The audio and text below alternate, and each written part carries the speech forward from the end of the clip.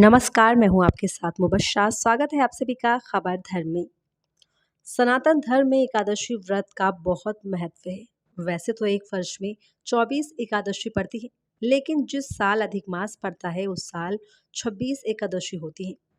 एकादशी तिथि विष्णु प्रिय है और अधिक मास भी श्री विष्णु जी को समर्पित है। इसलिए धार्मिक दृष्टि से इस एकादशी का महत्व और भी बढ़ जाता है।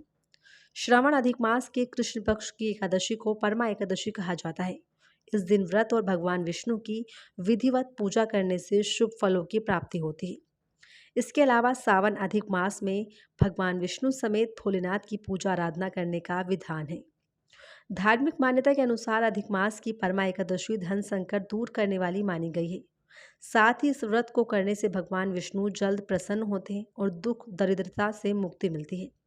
मान्यता है कि परमा एकादशी अपने नाम के अनुसार परम सिद्धियां प्राप्त करने वाला एक व्रत है।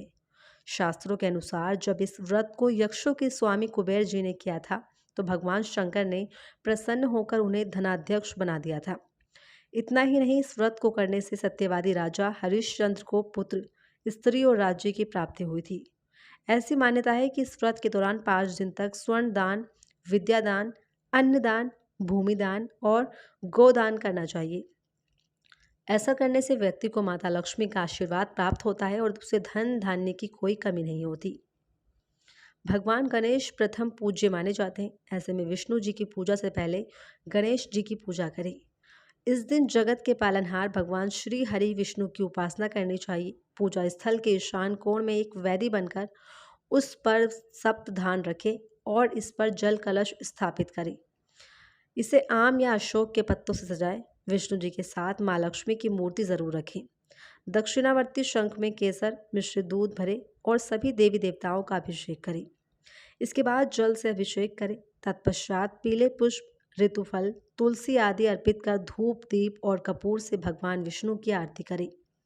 इस दिन विष्णु जी के मंदिर एवं तुलसी के नीचे दीपदान करना बहुत शुभ माना गया है। इस दिन दान दक्षिणा जरूर करें। पौराणिक कथा के अनुसार प्राचीन काल में काम्पिल्य नगर में सुमेधा नामक एक ब्राह्मण रहता था। वो उसकी पत्नी का नाम पवित्रा था। पवित्रा बहुत ज़्यादा धार्मिक थी, परम सती और साध्वी स्त्री थी।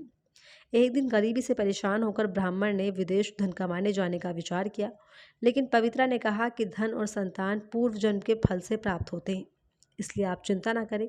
कुछ दिनों बाद महर्षि कौंडिन्य गरीब ब्राह्मण के घर आए। ब्राह्मण दंपति ने तन मन से महर्षि कौंडिन्य की सेवा की तो उन्होंने गरीबी दूर करने का धार्मिक उपाय बताया।